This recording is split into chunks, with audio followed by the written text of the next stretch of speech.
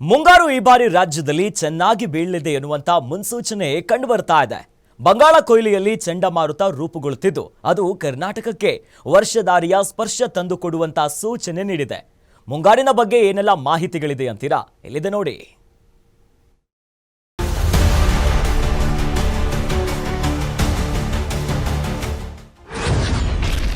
ಬೆಂಗಳೂರಲ್ಲಿ ಇಂದು ನಾಳೆ ಮಳೆ ಅಲರ್ಟ್. ರಾಜ್ಯದ ಹಲವು ಜಿಲ್ಲೆಗಳಲ್ಲಿ ಯೆಲ್ಲೋ ಅಲರ್ಟ್. ಮಾರ್ಚ್ನಿಂದ ಬಿರು ಬೇಸಿಗೆಗೆ ಹೈರಾಣಾಗಿದ್ದ ರಾಜ್ಯಕ್ಕೆ ಮುಂದಿನ ದಿನಗಳಲ್ಲಿ ಮಳೆರಾಯ ತಂಪು ಏರಿಯಲಿರುವ ಸೂಚನೆಗಳು ಕಾಣುತ್ತಿವೆ. ಮುಂದಿನ 5 ದಿನಗಳವರೆಗೆ ಬೆಂಗಳೂರು ಸೇರಿದಂತೆ ಹಲವಾರು ಜಿಲ್ಲೆಗಳಲ್ಲಿ ಭಾರೀ ಮಳೆಯಾಗುವ ಸೂಚನೆ ಇದೆ. ಕರಾವಳಿ ಸೇರಿದಂತೆ ಹಲವು ಜಿಲ್ಲೆಗಳು ಇಂದಿನಿಂದ ಮಳೆಯ ಆರ್ಭಟದಿಂದ ಕೂಡಿರಲಿವೆ ಅಂತ ಹವಾಮಾನ ಇಲಾಖೆ ತಿಳಿಸಿದೆ. ಹಲವೆಡೆ ಗುಡುಗು, ಮಿಂಚು, ಗಾಳಿ ಸಹಿತ ಮಳೆಯಾಗಲಿದೆ. ಈಗ ನಗರದಲ್ಲಿ ಗರಿಷ್ಠ ಉಷ್ಣಾಂಶ 34.1 ಡಿಗ್ರಿ ಮತ್ತು ಕನಿಷ್ಠ ಉಷ್ಣಾಂಶ 22 ಡಿಗ್ರಿ ಸೆಲ್ಸಿಯಸ್ನಷ್ಟಿದೆ.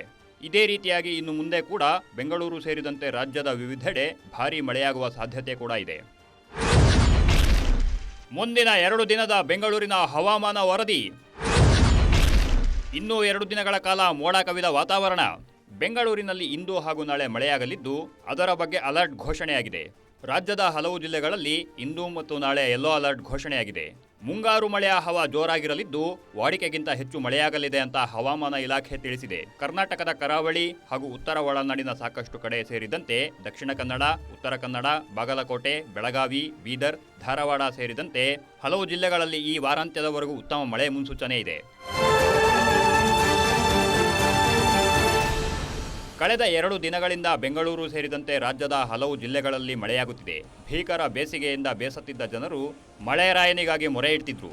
ಅವರ ಪ್ರಾರ್ಥನೆಗೆ ಮಳೆರಾಯ ಕರುಣೆ ತೋರಿದ್ದಾನೆ. Shammi Shetty, metro bureau, guarantee news.